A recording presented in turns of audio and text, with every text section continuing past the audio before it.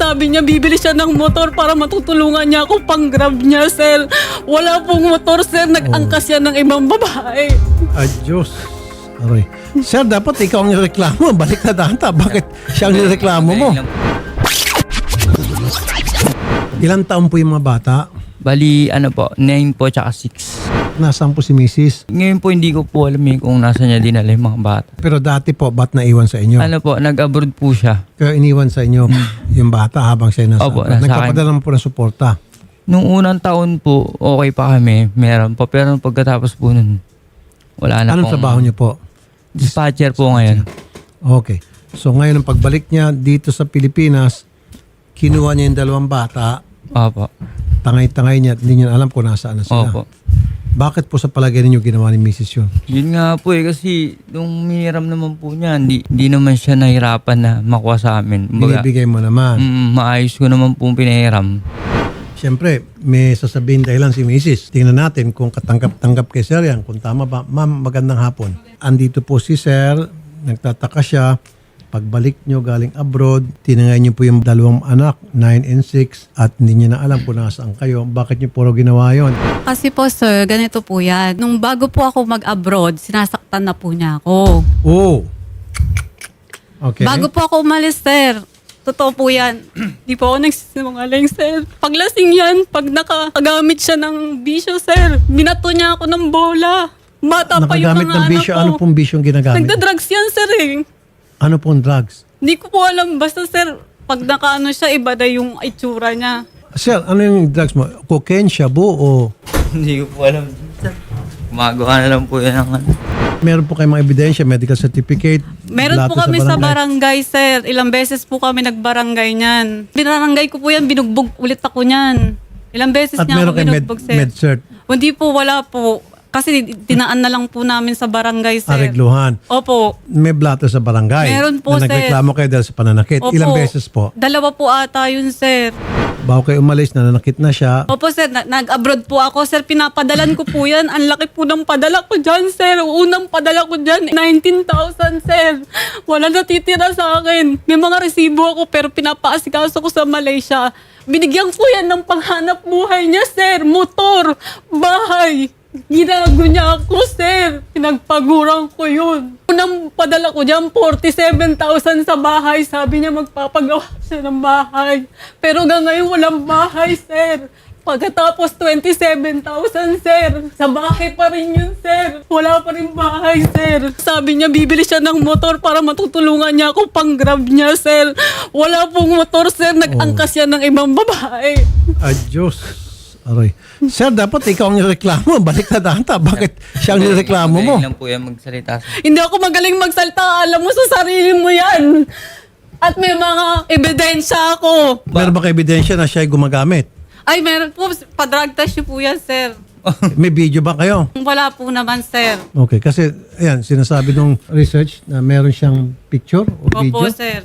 Yung sa anak ko po.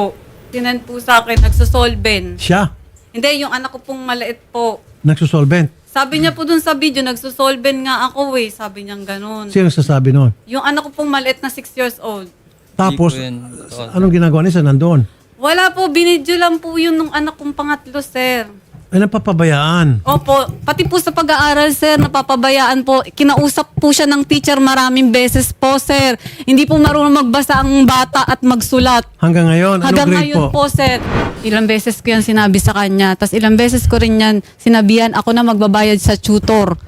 Dadalhin nyo na lang, ako na magbabayad. Hindi po nila dinadala yung bata. 2 beses lang po nadala yung bata. Tapos po yung mata po, ako po rin nagpa-check up noon. Ako rin po nagbayad. Yung nanay ko po ang nagpa-check up. Tapos ngayon po, nasira po ata yung glass niya. Nagpabigay na naman ako sa kanila ng pera. Tapos eto na naman, lumabo na po yung right side niya talaga. Hindi na po niya naasikaso. So ngayon, pagka-uwi ko po, yung mata ng bata sumasakit na, tsaka yung ulo, pinasalaminan ko na po agad. Kasi ano na po, blurred na po yung right niya eh. sinasabi niyang bahay, nandoon po yun, nakatayo po yun. Hindi lang po talaga siya natapos, pero nandoon po. Yung motor po. Yung motor po wala na po talaga yun kasi nung na-stop po siya na hindi na nagpapadala. Hindi, kaya nga pinadala ko. Pandemic. Magkano po pinadala mo para sa motor? Ano po, pang down po yun. Hindi Tapos yung ako magkano po? nagulog ng 6 Hindi po yun cash. months. 5,000 po, 6,000. Ganun Pang po. down lang po. Pang tsaka- down. Opo, tsaka po pang lisensya niya, ilang beses niya nanghingi sa akin ng pang lisensya, pang 5 beses na lisensya, sir. Isinuportahan ko Kaya yan, sir, yung dun sa bata, hindi po yung totoo. Kumbaga, ano lang po yun, parang nagkaroon sila ng, siyempre bata, nagbibiro, laro, naglalaro, ganun. Hindi po totoo yun. Hindi nga sir, pero para yung bata magsalita na siya ay nagsusolvent. Mari po naririnig niya sa mga Correct. tao dun sa amin. Exactly. Hindi naman Kasi gagawin ng may- bata yun kung wala siyang nakitaan o nagaya. Ibig sabihin, kulang siya sa gabay. Di ba, sir? Ano yung ginagawa niyo na kayo po Pero, yung sir- dapat ang nagbabantay? Before ng flight ko, iba na po yung kutob ko sa kanya. Hindi po nila alam na uuwi ako. Wala po akong sinabihan talaga na uuwi ako. Minessage niya ako before ng flight ko, sir. Ang sabi niya sa akin, habang lumalaki si Margo, gumaganda. Iba po yung kutob ng isang ina, sir. Totoo po yan. Well, maaaring walang mali siya po yun. Pero paano niyo po nasabi? Depende Pero kung iba paano niyo po po yung sinabi. sa kutob po nung, yung basta pagkabasa ko po, bakit ganun siya? Sabi kong ganun. Iba yung kunutob ko. Kasi Well, nanay po ako eh. Opo, naintindihan ko yan. Pero kung siya po ay gumagamit at nagsalita siya ng ganon tungkol sa anak ninyo, maski na ako kakabahan. Opo. Kung ako po'y Totoo po yun. magulang. Opo. Siyempre, yung adik, wala nang kinikilala yan. Correct po. Lalo kung kargado ng shabu. Correct Wala po. na. Okay. So, kaya siguro kayo kinabahan dahil alam niyo na gumagamit base sa inyong mga nababalitaan. Opo, totoo po yun. Okay. Kaya lang naman po ako lumapit talaga. Kasi yun nga po yung ginawa niya, tinatago niya. Sabi sa akin naman po, sir, yung karapatan niya bilang nanay, alam mo naman yun eh. Ang hinahanap ko lang talaga, bakit mo kailangang itago? Okay. Hindi mo ipakausap. Yung tatay ko, lolo ng mga bata, gabi-gabi umiiyak yung mula nung tinakas niya sa amin yung bata. Ma'am, may punto nga naman siya. Puting sa'yo yung bata, pero siguro payagan yung mga bata, maski sa telepono lang. Hiniram ko po sa kanila ng maayos. Isang araw pa lang po, sir, pinapasoli na nila. Ayaw po ng bata na umuwi. Kinausap po ako ng anak kong babae. Sabi niya, ma, huwag ka na umalis. Dito ka na lang. Sabi niya sa akin, huwag mo na kami iwanan. Yung mga bata palang ayaw. Totoo po yan, sir. Wala tayong magawa. Diba? Okay.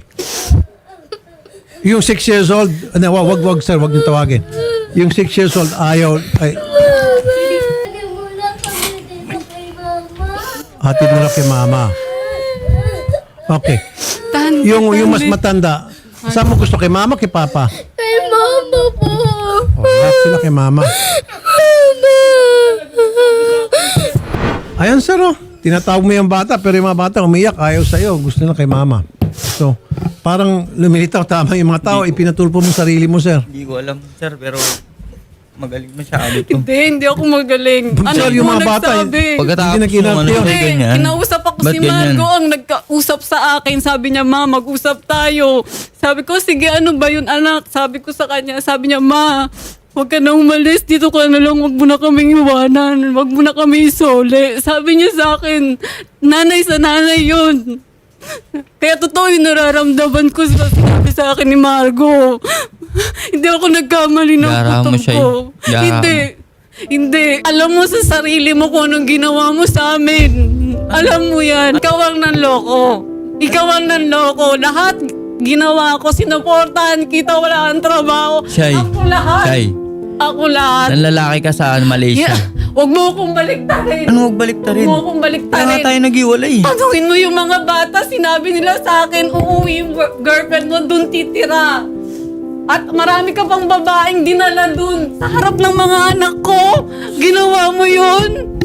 Hindi yung totoo. Totoo yun si Margo, nagsabi sa akin. Gumagawa ka ng ano siya. Hindi ako gumagawa. Binrainwash mo yung mga bata Hindi eh. ko binrainwash yung mga bata, sila ang nagsabi sa akin. Kahit pa tanungin mo, ikaw ang may kasalanan. Tanggapin mo yan sa sarili mo. Hindi ako nagkulang. Gusto ko lang maging maganda yung future ng anak ko. 5 taon siya eh. Wala kayo nalagahan namin mga bata. Alam Tas ko ganyan yun. gagawin mo. Alam ko yun, naintindihan ko yun. O, ba't Pero ganyan? this time nalaman ko lahat. Nalaman kung may babae ka, tinago mo siya ng 5 months sa amin. Sa akin, hindi mo siya pinakausap sa akin. 5 months. Hindi mo pinakausap. Tumatawag ako, binlock niyo akong lahat. Oh, hindi ka makapagsalita. Totoo yung sinabi ko, tinago mo sa akin yung mga bata. Pero hindi mo kailangan gawin sa amin yan. Hindi ko to ginawa para lang sa sarili ko. Diba? Ginawa ko to para Lahat sa ganun. mga anak ko. Hindi mo ba alam nag-aalala ng lahat ng tao sa bahay yung ginawa mo? Hindi Alam namin ko, makausap yung pero mga bata. ginawa ko to para sa protection ng anak ko. Paano protection? Ha? Hindi mo naintindihan. Bandang uli kami pa masama. Hindi mo naintindihan? Kami pa masama. Hindi ko sinabing masama kayo. Ginawa nyo sa akin mas masama. Ha? Paano? Hindi mo alam? Hindi mo talaga alam? Ha? Siya ikaw. Pagtago mo sa anak ko ng 5 buwan, hindi mo pinakausap. Kung hindi ka dahil ayoko na magpadala sa'yo. Kung hindi ka nagkaroon ng lalaki Ha? doon, hindi tayo magkakaganto siya. Hindi. Hindi tayo magkakagulo. Hindi tayo masisira eh. Hindi, alam mo bakit? Kaya hindi kita pinadalan kasi manloloko ka. Nanggugulang ka ng kapwa mo tao. Kaya ngayon ganyan nangyayari sa'yo. Mahit, maayos Ha? ako. Hindi ka maayos. Maayos kami, dumating ka lang eh. Hindi ka maayos. Maayos kami, kahit kanino ka magtanong Kahit sa lugar tanungin mo yung namin. mga bata. Siya ay magaling ang galing mo. Hindi. Yung mga Hindi bata. ako magaling. Base po sa mga sinasabi ni ma'am at sinasabi mo, nakikita ko po, kayo po atang may problema rito, kayo po may pagkukulang. Dapat nagbibigay ka ng gabay sa mga bata. Nag-aaral dapat yung mga bata, 8 years old, dapat grade 2 na. Hindi pa rin marunong magbasa. Tapos Ano po meron yun, pa doon yung sir? bata, sabi mo biro lang. Hindi po dapat gawing biro yun na Yeah, idol, magsusolvent yung bali, bata. hindi ko na po minsan naasikaso lahat. Pero yung sir, ano. pagdating ng gabi, siyempre, dapat meron kang time na asikasuhan yung mga bata. I-tutor o turuan. Tabihan yung mga bata. Tingnan ko ano yung mga assignment nila. Paano? Sir, gumagamit kayo. Dati sir, minado ako dyan. Alam niya yan. Dati. Kailan po kayo huling gumamit? Huli, matagal na po. Mga gaano Mga katagal? 3 years po. 3 years. Kapag ipa-drug test namin kayo, sir, yung bang manggagaling sa buhok, yung hair follicle, payag kayo, yun, malalaman Oo, sir. yun hanggang sa, I don't know kung hanggang Oo, ilang sir, buwan o taon. pero talaga minado ako dati, sir, nung... Anong ginagamit nyo dati? Yung drugs po, drugs. Ano nga pong klase? Solvent, shabu, Hindi po. cocaine, Ay, shabu po, shabu. shabu. Okay, dati. Pero ngayon Nung hindi time na. po yun, nasa pier ako nun, doon ako na parang na-expose. Pero ngayon nag-into na Oo, kayo. wala na, sir. Mabuti naman kung totoo. Chairman Amado Liba, magandang hapon po, Chairman, sir. Gusto ko lamang po, sir, na i-verify itong sinasabi po ni Mrs. Cataros na twice na lang po siya pumunta dyan sa barangay para ireklamo yung kanyang mister ng pananakit. Tama ho ba? May record ho bang ganon? Hindi pa po yan napupunta yung babae. First time ko lang po nakaharap, sir, yung pong lalaki. Kaya po pinablatter po namin dito dahil hindi po raw niya alam kung nakasaan po ang misis niya. Ngayon po, dito po sa blatter, hiningi po niya yung kopya para kung sakaling makita niya po raw yung kanyang asawa sa Santa Mesa para po nakatira, para doon po siya magbablatter. Eh dito po, tinutulungan po namin siya dahil taga rito po sila, dahil po na reklamo, Opo. tinatanggap po namin, sir. Wala pong record dyan sa inyong barangay na si Mrs. lumapit sa inyo. Kailan po ito supposed to be? Ano po yun? 2018. 2018, kayo na ho bang chairman dyan? Noong 2018, sir? Opo, ako na po. Kaya lamang po, siguro po nung pumunta po siya, yung clerk po namin dito ang tumatanggap ng mga reklamo po. Baka yung clerk nyo, baka hindi nyo po alam. Opo. Okay. Kasi ang sinasabi po ni ma'am, nagpunta siya dyan sa barangay twice na, although hindi nga nakapag-medical, dahil sa pananakit daw ni mister. Yun na po sana. Sa inyo pong palagay, Chairman, sino pong may problema? Ito ba si Mr. Cataros, although inamin niya, dati na po gumagamit siya, hanggang ngayon po ba? Sa inyo pong... Yung alam? batang yan, first time ko lang po makita niyan. Yung ama po niyan, ang kaibigan ko, pero siya po hindi ko nakikita. Pero sir, let me remind you na kapag si Mrs. ay nakipaghiwalay sa inyo, yung below 7 years old, matik kay Mrs. yun. Ngayon yung 7 years old, of course, yung bata magde-decide kung saan niya gusto. Pero kanina, kitang-kita, humahagol-gol yung 9 years old at gustong-gusto niya kay mama. Bakit sir, sa palagay niyo ayaw sa iyo? Bakit Hindi gustong-gusto ko kay rin mama? alam sir kasi maayos po kami yan nung pagkakuha niya ng mga bata. Hindi po. Wala akong sinasabi na hindi kayo maayos nung pagkakuha sa mga bata. Ang gusto ko lang malaman, sir, bakit yung mga bata nung pagdating dito, iyak ng iyak? At ayaw sa iyo at gusto sa kay mama. Siguro po talagang na-miss lang din nila kasi habang wala po siya, hindi po namin ginawang ilayo yung loob ng mga bata sa kanya. Lagi namin sinasabi na yun nga yung tungkol sa kanya, mama siya, pagka tumatawag, nakakausap naman siya. Hindi lang po palagi, pero hindi po namin nilayo yung loob. Yun doon pa lang po sana isipin niya na yun eh. Sa loob ng 5 taon na wala siya, hindi namin nilayo yung loob ng mga bata. 5 taon. Sir, Hindi kung namin 5 taon kayo po ang kasama ng mga bata at inalagaan niyo po yung bata na maayos, wala kayong ginawa doon sa mga bata, sinaktan sila or whatever, then dapat yung simpati ng mga bata sa inyo. Kaso kay nanay at iyak ng iyak yung mga bata. Nagugulat nga rin po ako, ba't ganun eh. So ganito na lamang po yung DSWD po, tinawagan na namin, gagawa po ng assessment, Papa. okay, in evaluation kung saan po dapat pupunta yung 9 years old. At kapag naghiwalay kayo, yung arrangement na naman po kung paano yung sa visitation rights. Ikaw ba, Mrs., para sa inyo, hiwalay na talaga kayo? Hiwalay na po talaga kami. Ayoko na po. Okay. So, syempre ma'am, yung DSWD na Opo. social worker ang mag-set siguro ng date kung kailan pwede magbisita, Opo. ilang oras, Opo. kung saan. Wala pong problema.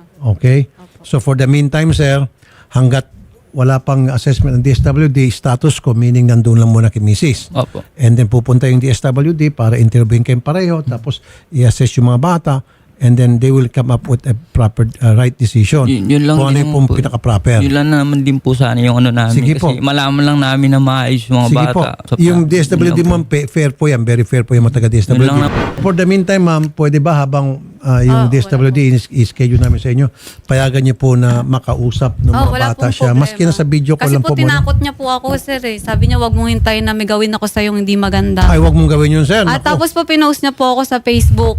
Gusto ko po siyang kasuhan ng cyber libel. patay ka ngayon. Kasi po, alam niyo po, sabi niya po dun sa comment sabi niya kung sino makakakita sa mag-ina ko at sa anak ko, magbibigay sila ng pabuya. Parang ginagawa mo na Ginawa kasi mo akong kidnap eh. kriminal. Grade 3 po, hindi po siya marunong magbasa ng English at saka Tagalog po.